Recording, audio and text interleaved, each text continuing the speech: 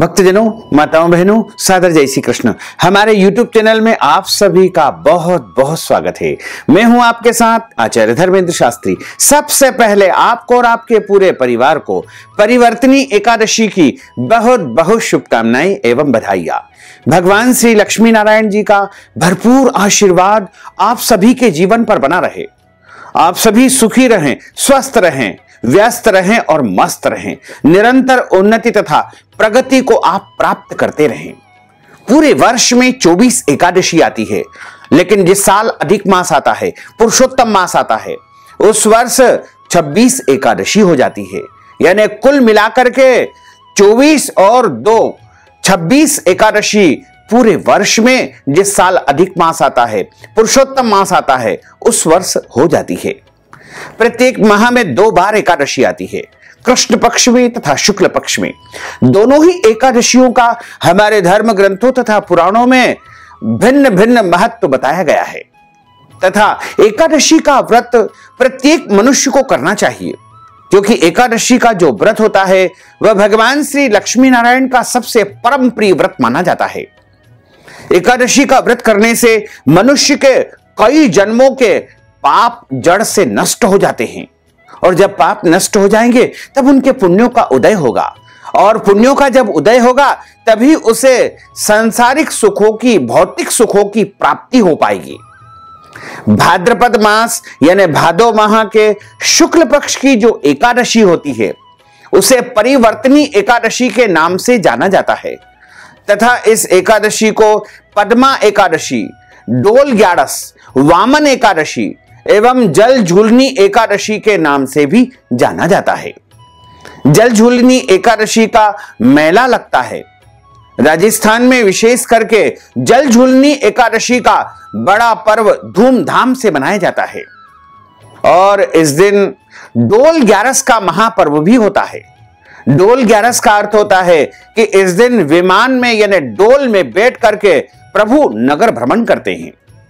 कई स्थानों में, कई शहरों में, कई नगरों में भगवान नारायण डोल में बैठ करके नगर में भ्रमण करते हैं तथा भक्तजन जब अपने द्वार पर प्रभु आते हैं तो उनका पूजन अर्चन करते हैं, विभिन्न सामग्रियां उनको दान करते हैं एवं प्रभु की आराधना करते हैं। क्योंकि इस एकादशी को वामन एकादशी के नाम से भी जाना जाता है, इसलिए इस दिन वामन भगवान की विशेष पूजा अर्चना भी की जाती है।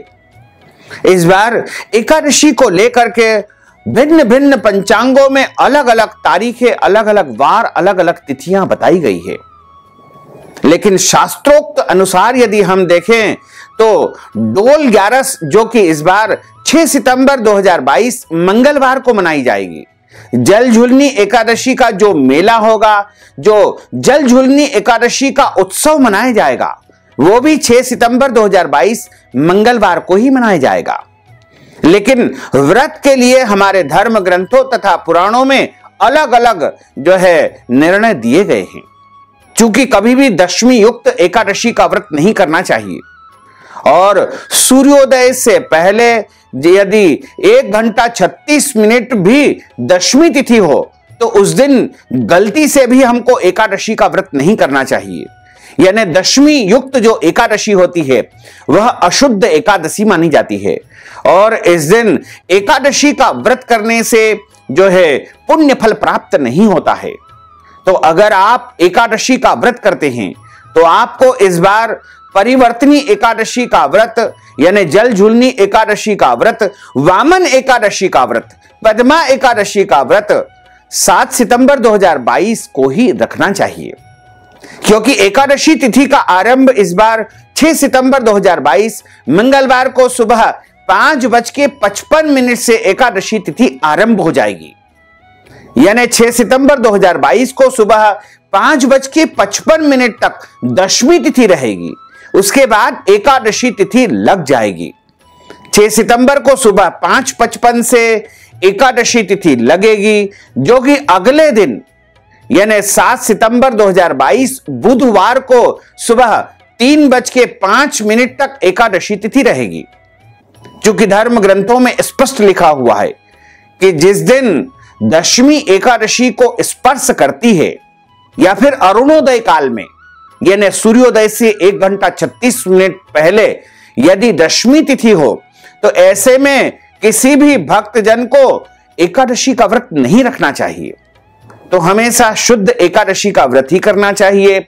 इसलिए इस बार आपको एकादशी का व्रत 7 सितंबर 2022 बुधवार को ही रखना है और इस व्रत का पारणा 8 सितंबर 2022 गुरुवार को सुबह 6:24 से लेकर के 9:24 के बीच में आपको कर लेना चाहिए। हालांकि अधिकतम पंचांगों में इस बार एकादशी तिथि 6 सितंबर 2022 मंगलवार को ही बताई है, लेकिन आप इस दिन डोल ग्यारस का उत्सव मना सकते हैं।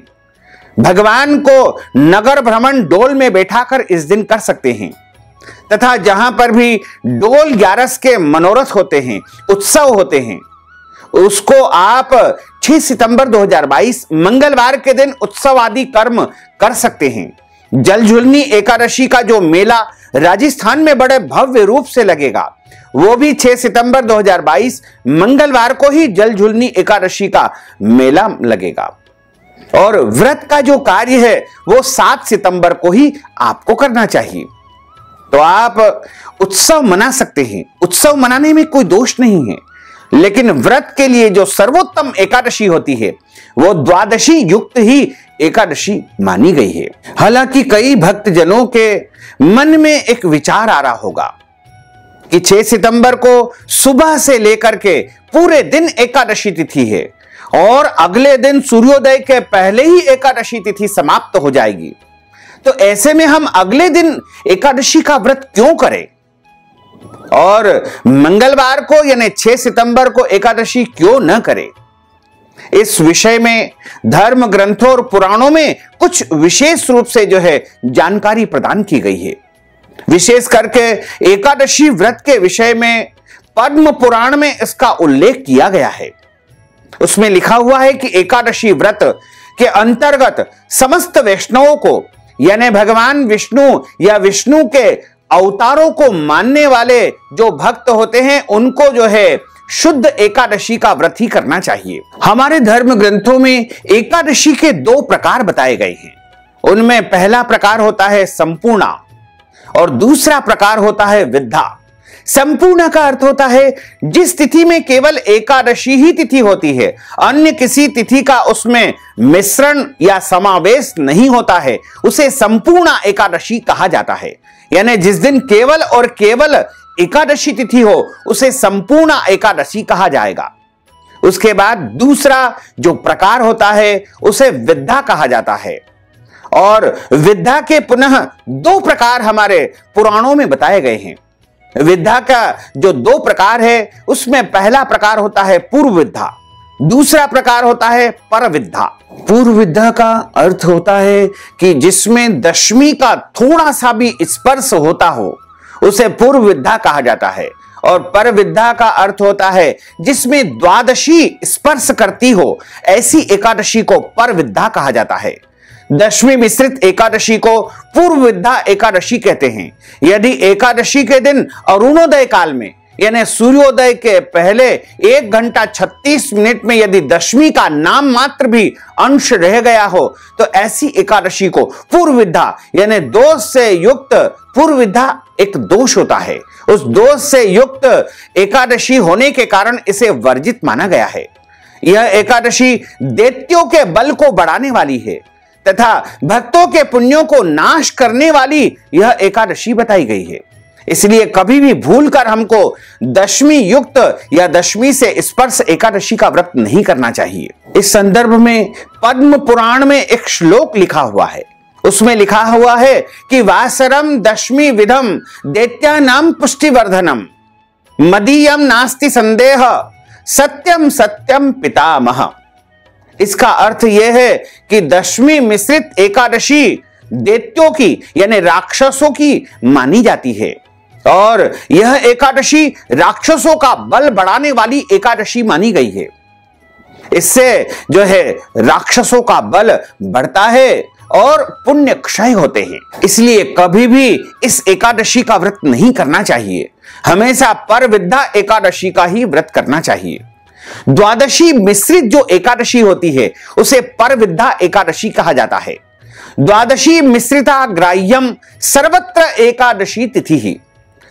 पद्म पुराण में स्पष्ट लिखा हुआ है कि हमेशा द्वादशी मिश्रित एकादशी का ही व्रत करना चाहिए।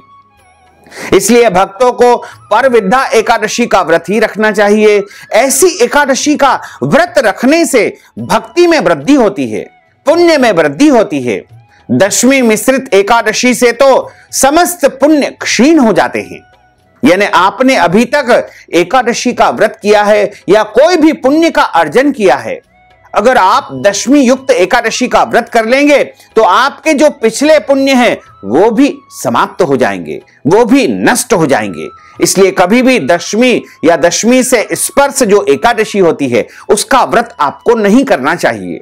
एकादशी व्रत के विषय में हमारी जो 18 पुराण हैं उन सभी में कुछ न कुछ अवश्य लिखा हुआ है, लेकिन इस विषय में विस्तार पूर्वक जानकारी पद्म पुराण में दी गई है।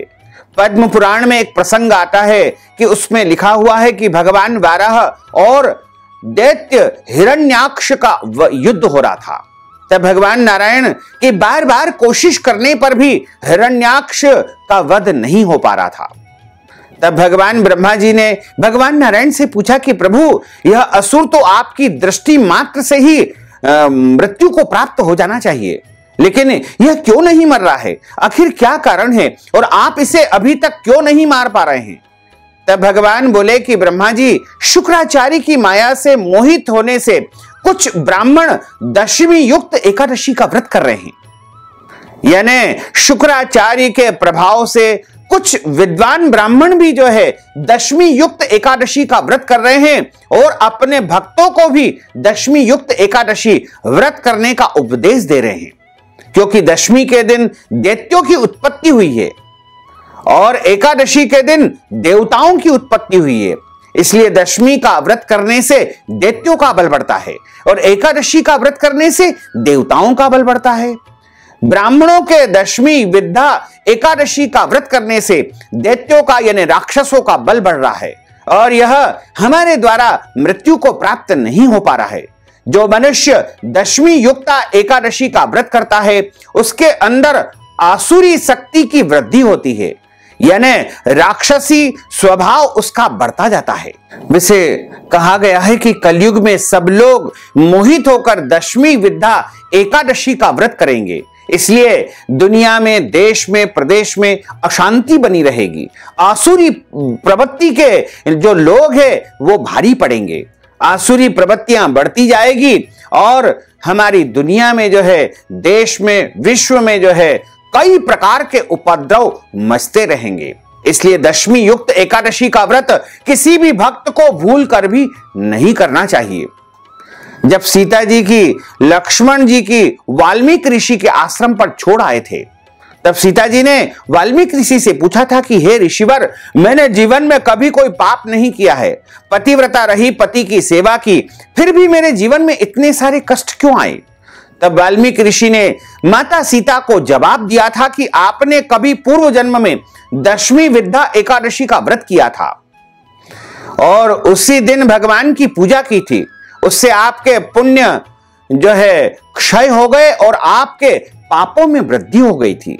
उसका यह परिणाम हुआ कि आपको अनेकों प्रकार के कष्ट झेलने पड़े थे। पुराणों में लिखा हुआ है कि दशमी विद्या एकादशी का व्रत करने से धन और पुत्र का विनाश होता है। जो एकादशी दशमी को स्पर्श करती है, ऐसी विद्या अशुद्ध आसुरी शक्ति को बढ़ाने वाली एकादशी मानी गई है। इसलिए उस दिन एकादशी का व्रत कदापि शास्त्र सम्मत नहीं माना गया है। पुराणों में स्पष्ट मत मिलता है कि अगर दशमी विद्या एकादशी हो, दूसरे दिन सूर्योदय से पहले ही यदि एकादशी समाप्त हो जाए और द्वादशी तिथि भी लग जाए और आपको जो है द्वादशी में भी यदि एकादशी का व्रत करना चाहिए तो कोई दोष नहीं माना जाएगा। और व्रत का पारणा अगर आपको त्रयोदशी तिथि में भी करना है तो कोई दोष नहीं माना जाएगा। लेकिन कदापि भूल कर भी आपको दशमी युक्त या दशमी को जो स्पर्श करती है एकादशी का व्रत नहीं करना चाहिए। यानी दशमी को स्पर्श करने वाली एकादशी का व्रत भूल कर भी मनुष्य मात्र को नहीं करना चाहिए। इसलिए इस बार दशमी को स्पर्श करने वाली जो एकादशी है वो 6 सितंबर 2022 को है और परम पवित्र और शुद्ध एकादशी है वो 7 सितंबर 2022 बुधवार को है।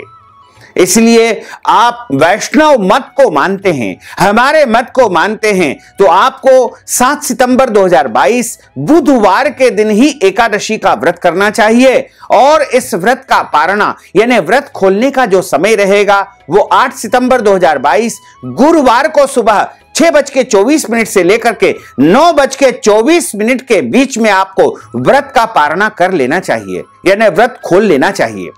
तो सभी भक्तजन हमारी बात को अवश्य ही स्वीकार करेंगे और 7 सितंबर 2022 बुधवार को ही एकादशी का व्रत रखेंगे। यही हम आप सभी से अपेक्षा करते हैं, विनती करते हैं, प्रार्थना करते हैं, अनुरोध करते हैं ताकि आप सभी एकादशी का पूरा पुण्य लाभ प्राप्त कर सकें। तो भक्तजनों, माताओं, बहनों, हमने जो ज्ञानवर्धक जानकारी आपको प्रदान की है उसको आप अधिक से अधिक लोगों को शेयर करिएगा, लाइक करिएगा, कमेंट करिएगा और यदि अभी तक आपने सब्सक्राइब नहीं किया है तो अभी और इसी समय सब्सक्राइब अवश्य कर लीजिए। आपको और आपके पूरे परिवार को सादर जय श्री कृष्ण, सादर धन्यवाद।